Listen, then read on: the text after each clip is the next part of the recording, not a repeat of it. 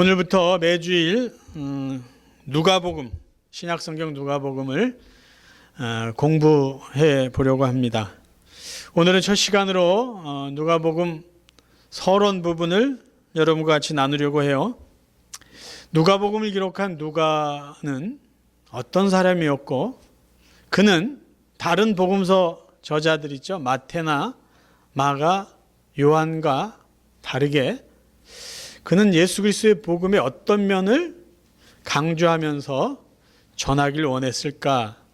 그 부분에 우리가 초점을 맞춰서 누가복음 서론 부분을 오늘 같이 한번 생각하고 공부해보고, 또 우리 각 개인이 누가라는 사람을 통해서 도전과 교훈을 얻기를 원합니다. 자, 첫째, 누가라는 사람은 어떤 사람이었을까요? 그는 복음의 메시지를 선포한 사람입니다. 자, 복음이라는 것이 무엇일까요? 복음. 그냥 단순히 복음이라는 단어의 뜻은 굿뉴스예요. 좋은 소식. 근데 기독교에서 말하는 복음은 예수 그리스도께서 죄 지은 인간들을 위해서 무엇을 하셨는가? 예수 그리스도 구세주, 그분이 하신 일이 복음입니다. 저는 이 복음에 대한 이야기를 여러분들에게 여러 차례 했어요. 제 기억으로는 5번 이상 한 것 같아요.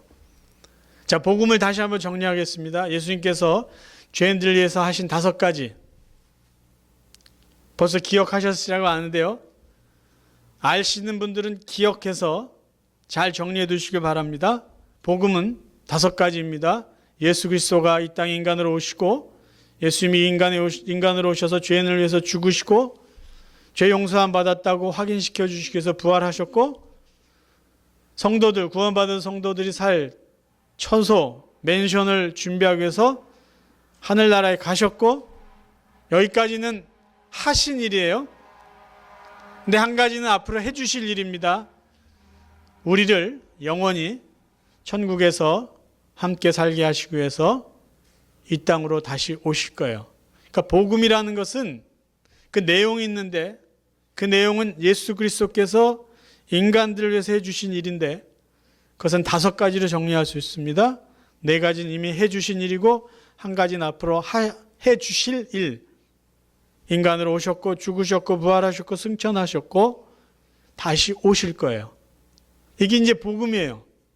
오늘 그 복음에 대한 내용을 이 정도까지만 할 겁니다. 그런데 우리가 이 복음을 알기 전에, 또 믿기 전에 우리가 먼저 인정해야 될 기본 전제가 있어요. 그건 뭐냐 하면 인간은 죄인이라는 거예요. 나는 죄인이다. 만약에 우리가 나는 죄인이다라는 것을 인정하지 않는다면 예수 그리스도께서 해주신 이 복음의 모든 일들은 전혀 의미가 없는 일이랍니다. 아니, 우리가 죄가 없는데 굳이 왜 예수님이 이 땅에 오셔서 죽어주셔야만 됐죠? 복음이 되기 위해서는요, 복음의 가치가 정말 우리에게 은혜가 되기 위해서는요, 먼저 인정해야 될 것이 있어요. 그게 뭐냐면 나는 죄인이다라는 것이에요. 누가라는 사람이 복음서를 기록한 근본 이유가 바로 이거라는 거죠. 단지 예수님이 무엇을 해주셨나를 이야기하려고 하는 것이 아니라, 이 일을 하신 이유는 인간이 죄가 있기 때문에 하나님께서 예수를 통해서 이런 기가 막힌 일, 좋은 소식을 전해주시고 그 귀한 일을 이루어 주셨다는 것을 선포하기 위해서 기록한 것이에요. 그러니까 복음이라는 것은 인간이 죄인이다라는 것을 선포하는 거고요, 하나님께서 예수를 통해서 인간의 죄를 용서해 주셨다는 것을 선포하는 겁니다. 굳이 타협해서 이거 믿을래 안 믿을래 이게 아니라 하나님이 하시고 하나님이 이루신 그 복된 소식을 선포하는 것이 바로 복음이 할 일이죠. 그 일을 누가라는 인물은 복음서를 기록하면서 했다라는 것이에요. 누가라는 인물이 복음을 선포한 이유가 있습니다. 그것은 그러니까 누가가 이 복음서를 기록했을 때 시대 상황을 보면 우리가 이해할 수 있어요. 누가복음은 AD 60년경에 기록되었다라고 성경학자들이 이렇게 정리를 해 놓았습니다. AD 60년경은요, 그 전부터 시작해서 헬레니즘 시대라고 역사적으로 이렇게 정리해 놓은 시대예요. 정확히 표현하면 그레코 로만 시대라고 합니다. 그 시대가 1세기경. 그러니까 정치적으로나 군사적으로 로마가 통치했던, 다스렸던 시대이고, 문화적인, 사상적인 면에서 보면은 헬레니즘 시대였죠. 헬레니즘. 저는 역사를 전공하거나 이런 예술을 전공하지는 않았어요. 그런데 헬레니즘 시대의 문화를 아주 단순하게 정의한다면 인간 중심의 문화입니다. 그러니까 그때 그 시대에 주장하고 표현했던 건 뭐냐면 인간이 괜찮다. 조금 더 나아가서 인간이 최고다라는 거에서. 그래서 인간의 이성을 강조했고요. 인간의 지식, 인간의 외모, 인간의 어떤 감성, 인간의 덕성, 그런 것들을 표현하고 자랑했던 시대가 헬레니즘 시대라고 말할 수가 있어요. 그래서 그 시대의 예술 작품을 보면요, 대표적인 것들이 다 인간을 표현합니다. 특히 우리가 잘 아는 비너스상 같은 거 있죠? 인간의 몸을 예술적으로 표현한 거예요. 인간이 이렇게 아름답다는 거죠. 인간이 이렇게 멋진 존재라는 거예요. 그러니까 신도 인간이 이해하고 인간이 믿고 그래야지 신이라는 존재의 가치가 있고 의미가 있지, 인간이 이해하지 않고 인간이 깨닫지 못한 어떤 절대자, 신? 그게 무슨 의미가 있냐? 이런 식으로 인간 중심의 시대였어요. 그때 누가가 복음을 선포했습니다. 무엇을 이야기하려고 했을까요? 인간들 향해서 이렇게 말하는 거예요. 야, 너희들 지금 니들이 최고라고 자랑하고 잘난 척하고 있는데 아니야. 너희 인간들은 죄인이야. 너희 인간들은 죄인이야. 정신 차려야 돼. 그것을 지금 이야기하는 것이에요. 그리고 거기서 끝난 게 아니라 너희들은 지금 착각하고 교만하고 있는 죄인인데 하나님이 너희 같은 인간 죄인들을 용서하고 구원하기 위해서 이 땅에 예수 그리스도를 통해서 어떤 일을 하셨는지 그 복음을 선포하기 위해서 누가는 복음서를 기록했다라는 것이에요. 죄인을 죄인이라고 말하고 그 죄인을 구원하신 하나님의 은혜, 예수 그리스도를 그들에게 선포한 것입니다. 그래서 누가복음이 기록된 것이에요. 여러분, 누가복음을 이렇게 보면서 그 시대 사람들에게 복음을 선포한 누가라는 사람을 우리가 생각하면서 우리가 도전받아야 될 것이 있어요. 저는 목사로서 이 시대를 이렇게 어떤 영적인 종교적인 관점으로 평가해 볼 때 이 시대에 사는 사람들은요, 하나님을 하나님으로 인정하지 않으려고 하는 사람들이 사는 시대입니다. 그러니까 이 세상 사람들이 어떤 사람은 하나님, 어떤 막연한 신이 존재한다, 거기까지 인정하더라도 하나님을 하나님으로 인정하지 않는 시대예요. 아예 신 자체를 거부하는, 부인하는 사람들도 많이 있습니다. 하나님을 하나님으로 인정하지 않는 이 시대 사람들에게 나타나는 현상이 저는 두 가지로 보고 있어요. 첫째는 뭐냐면 하나님을 하나님으로 인정하지 않으면서 그걸로 끝나는 게 아니라 내가 하나님이다라고 주장한다는 거죠. 내가 신이야. 난 하고 싶은 걸 다 할 수 있어. 내가 존재하기 때문에 세상이 존재해. 이런 어떤 사고는요, 20여 년 전에 뉴에이지 무브먼트라는 그 이단 사상이 사람들에게 뿌려놓은 어떤 결과예요. 지금도 뉴에이지 무브먼트 운동을 계속하고 있습니다. 아리조나 세도나 거기 다운타운에 가면 뉴에이지 본사가 있어요. 본부가 있어요. 아직도 있어요. 많은 사람들이 여기 찾아갑니다.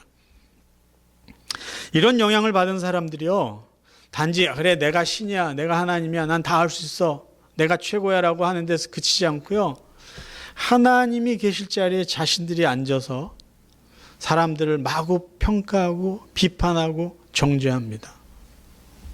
하나님이 없는 사람들은 자기가 하나님이 되려고 하고 있기 때문이에요. 또 하나, 하나님을 하나님으로 인정하지 않는 이 시대에 사는 사람들은요, 죄를 죄라고 인정하지 않습니다. 성경에서 분명히 이건 죄야, 이건 악이야 라고 이야기해도 그것을 그대로 인정하지 않는다라는 거죠. 만약에 그들이 그래 이건 죄야 그렇게 인정하는 순간 어떤 일이 벌어지냐면 자기 자신이 죄이라는 것을 인정하게 되는 것이죠. 그러니까 그렇게 인정할 수가 없어요. 그리고 더 놀라운 것은 선과 악의 기준이 하나님 말씀 성경에 있는데 그것을 인정하지 않으니까 그들 스스로 선을 만들어가고요. 그들 스스로 악을 규정합니다. 오늘날 수많은 사람들은요. 하나님께서 말씀하신 선을 선이라고 인정하지 않습니다. 그리고 그들은 자기들만의 선을 만들어가는데 대표적인 것이 돈이에요. 물질, 또 힘, 권력. 정치하는 사람들은 여론이 그들에겐 선이에요. 자기에게 표를 줄 수 있는 사람이라면 그게 선이에요. 그래서 그 표를 얻기 위해서 수많은 거짓말들을 아무렇지도 않게 합니다. 지키지도 못할 약속들을 합니다. 또 개인들은 어떤 것을 선으로 주장하냐면 자기들의 인권이 선인 것처럼 주장해요. 그래서 몇몇 잘못된 생각하는 사람들이 이게 내 인권입니다라고 이야기하는 것 때문에 그들의 인권을 보호하는 차원에서 다른 수많은 사람들의 인권이 불편하거나 손해를 보는 그런 이상한 현상들이 오늘날 벌어지고 있다는 것이에요. 하나님의 말씀, 하나님이 규정하신 선과 악을 인정하지 않는 사람들은요, 언제나 자기들의 편리에 따라서 선과 악을 상황에 따라서 바꿔가는 그런 사람들입니다. 그래, 이 시대에 살아가는 하나님의 백성인 저희들은 무엇을 해야 될까요? 죄를 죄라고 선포해야 됩니다. 나는 죄인이 아니니까 그 이야기를 하자. 그것이 아니에요. 나도 죄인이에요. 그렇지만 말씀에 근거해서 죄를 죄라고 우리는 인정하고 선포해야 된다는 거죠. 요즘엔요, 놀랍게도 많은 기독교인들이 하나님이 죄라고 말하는 그 사실조차도 말하는 것을 두려워해요. 죄는 죄예요. 왜? 하나님이 죄라고 했기 때문에. 그것을 우리는 선포해야 돼요. 그게 복음입니다. 그게 진리이기 때문이에요. 그리고 우리가 하나님이 말씀하신 죄는 죄이고 하나님이 말씀하신 선은 선이기 때문에 하나님의 말씀대로 악을 미워하고 죄를 멀리하고 하나님이 기뻐하신 선을 행하며 살아가야 될 책임이 있다라는 것이죠.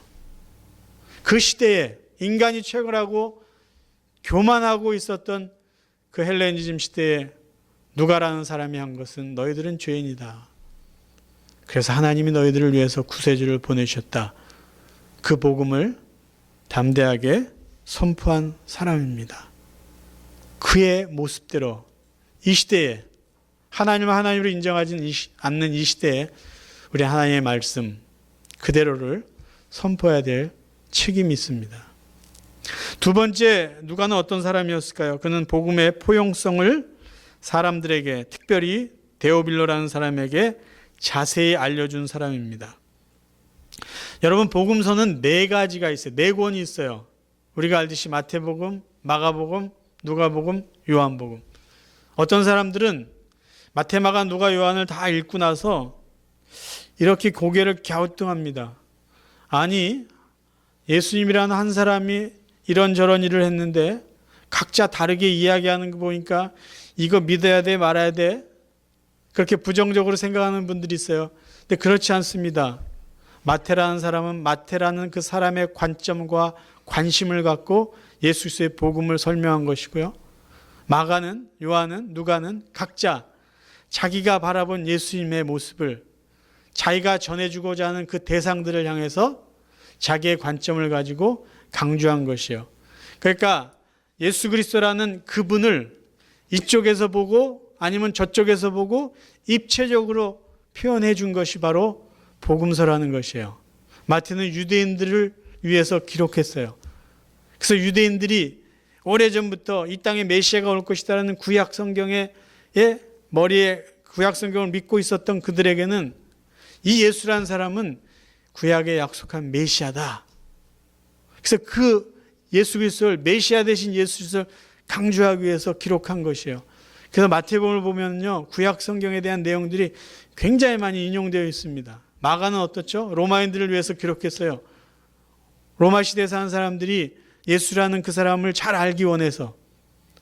그래서 예수님이 어떤 면을 강조했냐?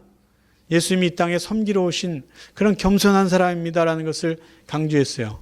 특별히 요한이라는 사람은 어떤 특정한 계층을, 그 사람들, 시대에 맞는 사람을 위해서 기록한 게 아니라 세상의 모든 사람들이 다 알기를 원한다라는 마음으로 예수님에 대해서 기록했어요. 그러면서 예수님은 하나님의 아들이다, 능력 있는 신적인 존재다라는 것을 더 강조하기 위해서 기록한 것이 요한복음입니다. 그럼 누가복음은 뭘까요?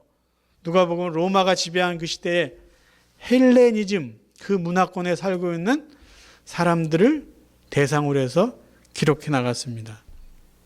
그리고 누가가 강조한 예수님은 인간적인 면을 아주 더 부각시켜서 기록해 나갔어요. 그러니까 같은 분, 같은 사건이라도 기자가 자기의 관점을 가지고 또 이것을 읽고 들을 사람들을 생각하면서 조금씩 다르게 다른 면들을 강조해 나갔다라는 것이죠. 자, 누가복음의 좀 더 특징을 볼까요? 누가복음은 다른 복음서에 비해서 여성들을 이야기했어요. 이름까지 거론해 가면서. 어린아이에 대해서 많이 강조했어요. 가난한 자에 대한 이야기가 있습니다. 세리와 죄인들, 그들과 함께한 예수님의 이야기들이 있어요. 그들에게 예수 그리스도가 보여준 그런 따뜻한 이야기들이 상대적으로 많이 기록되어 있습니다. 그래서 어떤 학자들은 누가복음은 가난한 자의 복음이라고까지 이야기를 했어요. 여성, 어린아이, 가난한 자, 세리, 죄인, 이들을 통틀어서 말할 수 있는 것은 그 시대에 소외된 사람이라고 말할 수 있습니다. 소외된 자들에게 예수 그리스도가 더 관심을 가졌다는 것을 강조했어요. 또 유대인과 대비되는 사마리아인, 유대인이 아닌 이방 사람들, 백부장, 회당장, 이런 사람들의 믿음을 이야기했고 그런 사람들에게 보여준 예수 그리스도의 구원의 은혜를 기록해주고 있어요. 왜 그랬을까요? 왜 누가는 그런 부분을 더 강조했을까요? 복음의 포용성을 사람들에게 설명해주기 위해서요. 예수 그리스도가 이 땅에 오신 이유는 세상의 수많은 죄인, 어떤 죄인이요? 돈이 많던 돈이 없던, 남자이든 여자이든, 가난한 자든 부자이든, 유대인이든 이방 사람이든 사마리아인이든, 그 시대에 무시당하던 욕먹고 살았던 세리이든 상관없다라는 거예요.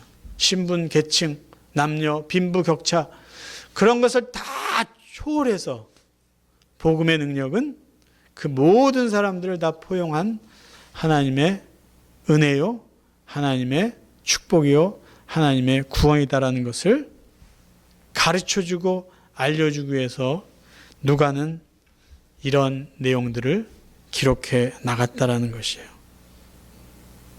복음의 보편성, 인간의 어떤 계층과 구분을 초월한 하나님의 한없는 사랑을 그는 기록해 나갔어요. 그게 어디서부터 더 구체적으로 보여주냐면 사도행전에 가면은 하나님이 어떻게 유대인이 아닌 사람들에게 복음을 증거하고 교회를 세워가고 이 하나님 나라가 확장되었는지를 더 자세히 보여주고 가르쳐주고 있습니다. 우리가 무엇을 본받아야 될까요? 우리는 너무나 많은 벽을 쌓고 선을 긋고 판단하고 스스로 구별된 생각과 삶을 살아가고 있지는 않나요? 복음은 그렇지가 않습니다. 하나님의 은혜는 누구와 누구를 차별하고 구별하지 않습니다. 우리의 마음이 그리스도께서 보여주신 그 넓은 마음을 품고 그렇게 살아가야 될 것입니다. 세 번째, 누가라는 사람은요, 한 영혼을 최선으로 섬긴 사람이에요. 여러분, 누가복음을 기록하게 된 동기가 뭐냐면요, 데오빌로라는 한 사람을 위해서 기록한 것이에요. 누가복음 1장 3절, 오늘 우리가 읽은 내용을 보면요, 이렇게 서론이 시작됩니다. 그 모든 일을 근원부터 자세히 미루어 살핀 나도 데오빌로 각하에게 차례대로 써보내는 것이 좋을 줄 알아. 그래서 지금 편지 같은 걸 써가는 거예요. 장문의 내용을 지금 이렇게 씁니다. 나는 데오빌로 각하를 위해서 이것을 기록합니다. 데오빌로라는 사람은 실제적으로 존재했던 인물인데 데오빌로라는 이름의 뜻은 하나님을 사랑하는 자라는 뜻이에요. 누가는 이 사람을 각하라고 호칭했습니다. 각하는 그 시대의 총독에게만 사용되는 말이었어요. 그래서 성경학자는 특별히 라이프 성경사전에 보면은 이 데오빌로라는 사람이 도미티아누스 황제, 그 시대의 황제였던 도미티아누스 황제의 사촌이었을 것이다. 그래서 이름까지 정확히 이야기합니다. 플라비우스 클레멘스, 그 사람이었을 것이다. 이 사람이요, 기독교를 믿게 되고, 기독교를 믿었다는 것은 뭐냐면요, 황제를 더 이상 시도로 인정하지 않는다는 거거든요. 예수를 주인으로 모신 사람이 기독교인데, 그래서 나중에 이 사람이 기독교로 개정한 이유 때문에 사형을 당했다고 전해지기도 합니다. 어쨌든 중요한 것은 누가라는 이 사람은 데오빌로라는 이 로마의 고위 관리 한 사람을 위해서 자기가 알고 믿은 예수 그리스도에 대해서 자세히 써 나갔다는 것이에요.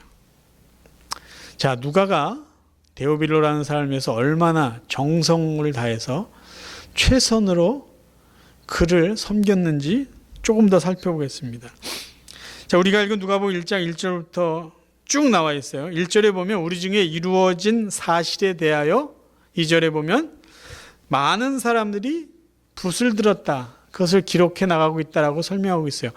이루어진 사실은 뭘까요? 하나님께서 이 땅에 예수 그리스도를 보내주셔서 그분이 죄인들을 위해서 태어나시고 죽으시고 부활하시고 승천하신 그 내용을 누가는 뭐라고 이야기했냐면요, 우리 중에 이루어진 사실, 이렇게 표현합니다. 하나님이 인간을 위해서 행해 주신 그 놀라운 일들을 누가는 이루어진 사실이라고 이야기를 하고 있어요. 거기 보면은 그것을 기록해 두려는 사람이 여러 사람이 있었다고 그래요. 그들처럼 나도 하나님이 이 땅에 예수 그리스도 통해서 예수 그리스도를 보내주셔서 이루어진 그 놀라운 진리, 사실을 기록하는데 누굴 위해서 기록하냐? 데오빌로 각하 당신을 위해서 제가 기록합니다라는 거예요. 근데 그가 어떤 마음으로 했냐면요, 3절에 보면 그 모든 일을 근원부터 자세히 미루어 살폈다라고 되어 있어요. 그리고 차례대로 썼다라고 되어 있어요. 그 이유는 4절에 각하로 그 배운 바의 확실함을 알게 하려 했다라고 되어 있어요. 그냥 자기가 이렇게 주워 들은 이야기 그 정도 쓰는 게 아니에요. 자기가 알고 있어요. 자기가 예수님을 겪었어요. 들은 게 있어요. 그것을요, 처음부터 하나님 어떻게 이런 일들을 계획하셨을까? 이 일을 어떻게 실현해 나갔을까? 그때 무슨 일이 있었을까? 자세히 조사해서 정확하게 정리해서 차례대로 일이 일어난 시간 순서대로 써 내려갔다라고 이야기를 해주고 있어요. 누가복음의 또 다른 특징 중에 하나는요, 다른 복음서에 비해 이 서신이, 이 내용이요, 역사적으로 시간적으로 기록되었다라는 것이에요. 이렇게 기록한 아주 중요한 이유는요, 데오빌로라는 그 사람에게 내가 지금 전해주는 이 예수 그리스도에 대한 복음의 내용은 역사적인 사실이라는 것을 더 정확하게 표현해 주기 위해서라는 거죠. 자, 볼까요? 대표적인 게 누가복음 2장 보면은 가이사 아구스도가 영을 내려 천하에 다 호적하라, 그 예가 나와요. 그래서 이제 마리아와 요셉이 베들레헴에 가가지고 이제 그 호적 등록하러 간 거 아니에요? 근데 이 아구스토라는 사람은요, 실제 그 1세기에 로마를 통치했던 왕이라는 거예요. 아구스도 왕은 BC 27년부터 AD 14년까지 황제로 있었던 사람이에요. 그러니까 데오빌러라는 그래도 고위 관리가 이 이야기를 딱 하면 모를까요? 그래. 그 얼마 전에 그 황제로 있었던 아우구스투스. 이것을 읽으면서 끄떡끄떡 했을 거 아니에요. 그래. 예수라는 사람이 그때 태어났구나. 또 누가복음 3장에 보면요. 1절 2절에 보면 예수님을 준비했던 세례 요한이 언제 활동했는지를 그 시대의 팔레스타인 지역에서 통치했던 사람들, 관료의 이름을 정확하게 다 기록해 주고 있어요. 디베로 가이사가 위에 앉은 지 15세에 본디오 빌라도가 유대 총독으로, 헤롯이 갈릴리 분봉왕으로, 동생 빌립이 다 나와 있죠. 그러면 그 높은 자리에 있던 사람이 이 사람들의 이름을 모를까요? 탁 얘기하면 그래, 그렇지. 그때 세례 요한이라는 사람이 활동했구나. 이 글을 읽으면서 이 데오빌로는 무슨 생각을 했을까요? 예수가 실제 존재했던 인물이구나. 세례 요한이 바로 그때 일을 했구나. 역사적인 사실을 기록했다는 것은요, 예수 그리스도가 역사적인 실제 인물이라, 하나님 인간의 역사 속에서 이런 일들을 했다라는 것을요, 더 정확하게 확인시켜주는 것이에요. 누가는 그 일을 하고 있었다라는 것입니다. 그의 수고는 어디까지 이어지냐면요, 누가복음 1장 24장까지 다 적었어요. 끝나지 않고 이제 사도행전을 시작합니다. 사도행전 1장 1절부터 보면요, 데오빌러라는 이름이 또 등장해요. 데오빌러요, 내가 먼저 쓴 글이 뭘까요? 누가복음이에요. 그때는 예수님이 하신 일을 제가 오시고 죽으시고 부활하고 승천하신 얘기 했죠. 이제는 2편입니다. 예수님이 승천하신 이후에 성령이 임하시고 이 땅에 어떻게 하나님 나라가 확장됐는지 그 이야기를 써내려갔어요. 누가의 수고요, 한 사람 데오빌로를 위해서 그가 복음을 전하고 가르친 거는요, 누가복음서부터 사도행전까지 이어지고 있다는 것이에요. 신약성경에 누가복음과 사도행전 두 권을 합치면요, 누가복음 전체의 반 분량이 돼요. 볼륨이 굉장히 큰 내용이 누가복음과 사도행전이에요. 그걸 누가 한 사람이 기록했는데 누구를 위해서요? 데오빌로라는 그 한 사람의 영혼을 말씀으로 축복하고 세워주기 위해서요. 그런데 결과는 어떻죠? 한 사람만 영향을 받았나요? 저와 여러분을 포함한 수많은 사람들이요, 누가복음을 통해서 예수 그리스도를 알았고요, 누가복음을 통해서 예수님이 30살 때쯤 공생애를 시작했구나, 그것도 알게 됐고요, 하나님이 이러한 일을 하셨구나, 하나님의 구원은 이렇게 포용적이구나, 다 알게 됐어요. 누가의 수고를 통해서 하나님이 어떻게 이방 사람을 위해서 교회를 세워하고 바울이 선교 여행을 했고 땅끝까지 복음이 증거됐는지를 다 알게 됐고, 그래서 하나님 앞에 영광을 돌립니다. 누가의 수고는요, 한 사람으로 끝나지 않았어요. 온 인류에 그리스도의 복음을 깨달아 알게 해 주었다라는 것이요. 여기서 우리가 또 도전받아야 될 것이 있어요. 제가 여러분에게 도전하고 싶은 것은 이것이에요. 우리는 얼마나 복음을 정확히 알기 위해서 수고했느냐라는 거예요. 우리는 얼마나 우리가 알고 있는 이 복음을 누군가에게 전해주려고 노력하면서 살았냐라는 것이에요.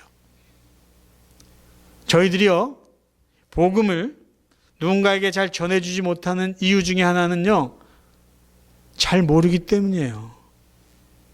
내가 뭘 이야기해주고 싶은데 잘 몰라요. 그래서 처음엔 답답했지만 나중에는 그냥 모르니까 넘어갑니다. 우리가 전도를 못하는 이유 중에 하나가 그런 것이에요. 전해주고 싶어도 뭘 전해줘야 되는지 우리가 자신이 없기 때문이에요. 그래서 우리는 무엇인가 남에게 이렇게 나눠주기 전에, 가르쳐 주려고 하기 전에 먼저 잘 배워야 된다는 거예요. 제가 성경 공부할 때마다 강조하는 것이 있어요. 우리가 말씀을 배워야 됩니다. 잘 알아야 됩니다. 왜? 우리가 하나님을 잘 알면 알수록 하나님을 잘 믿을 수 있기 때문입니다. 이 말을 늘 해요.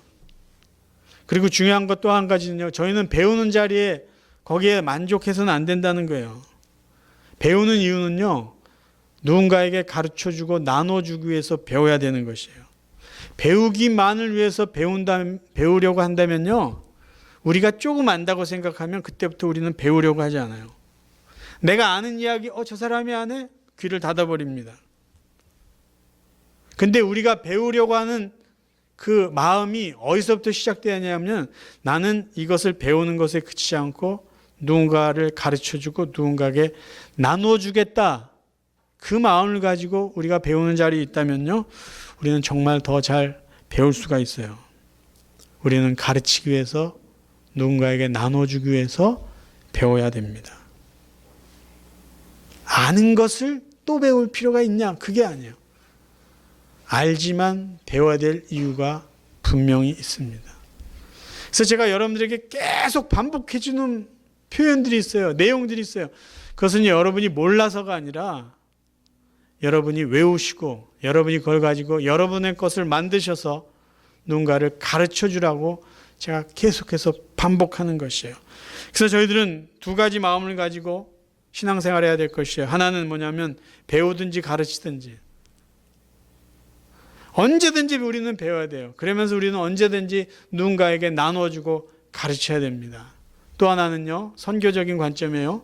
보내든지 나가든지 둘 중에 하나예요.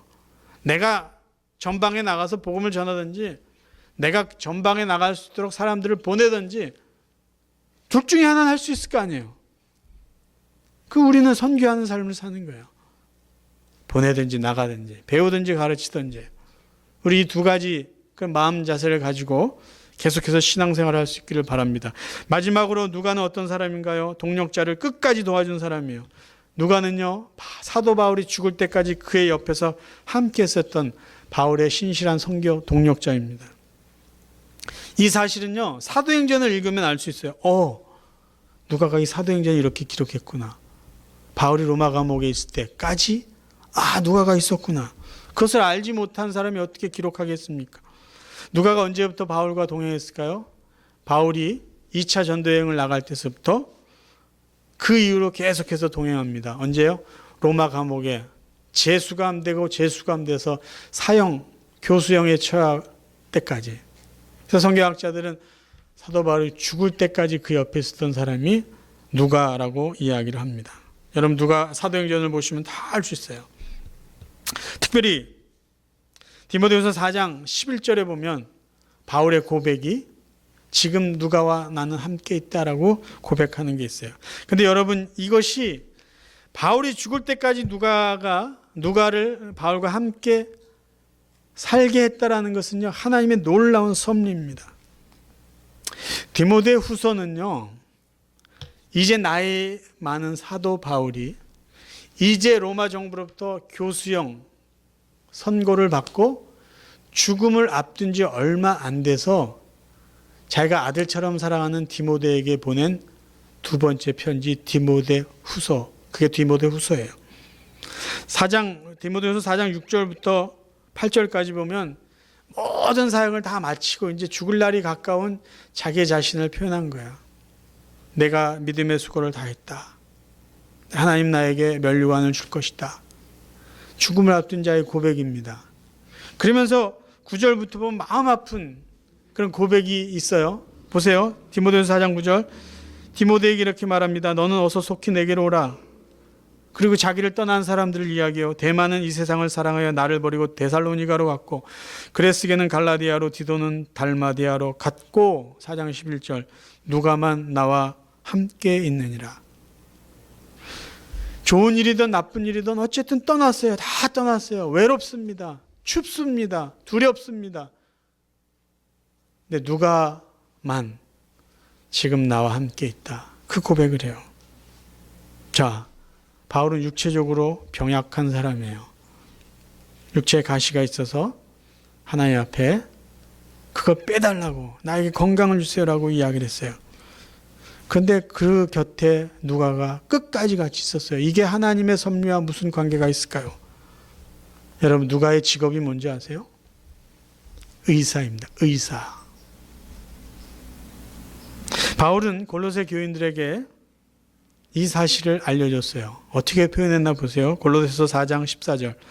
사랑받는 의사 누가, 이렇게 표현합니다. 사랑받았다는 것은요, 의사로서 인정받았다는 것이에요. 돌팔이가 아니란 소리예요. 인정받는 좋은 의사인 누가가 육체적으로 약한 바울 곁에 그가 죽을 때까지 같이 있었다는 것이에요. 무엇을 의미할까요? 하나님은 비록 바울에게 건강을 주시지 않았지만 그에게 제발 나 좀 건강해 주세요, 그 기도를 들어주시진 않았지만 그의 옆에 그의 연약함을 도와주고 건강함을 지켜줄 수 있는 유능한 의사는 죽을 때까지 그의 곁에 붙여주셨다는 것이에요. 이렇게 거꾸로 한번 제가 생각해 봤어요. 만약에 하나님께서 바울이 기도했던 대로 그에게 건강을 주셨다고 가정합시다. 건강하게 사역을 다 잘 마쳤어요. 근데 로마 감옥에 갇히고 났는데 자기의 제자들, 동력자들이 다 떠났다고 합시다. 건강하게 사역했는데 마지막에는 외롭게 혼자 쓸쓸히 최후를 보낸 바울과 비록 몸은 좀 약했지만 그의 곁에 죽을 때까지 유능한 의사와 함께하면서 외로움을 달래며 사역을 마치고 최후를 맞이한 바울, 어느 것이 더 좋은 사역과 삶이었을까요? 하나님께서는 저희들이 기도한 대로만 응답해 주시는 분이 아니에요. 우리가 필요한 것만, 우리가 생각할 때 우리에게 필요한 것만 주시는 분이 아니에요. 하나님은 더 선한 것을 주시기 위해서 때로는 우리가 기도하는 것을 거절하실 때도 있습니다. 더 선하게, 더 합력해서 선을 이루어가게 하시기 위해서인 거죠.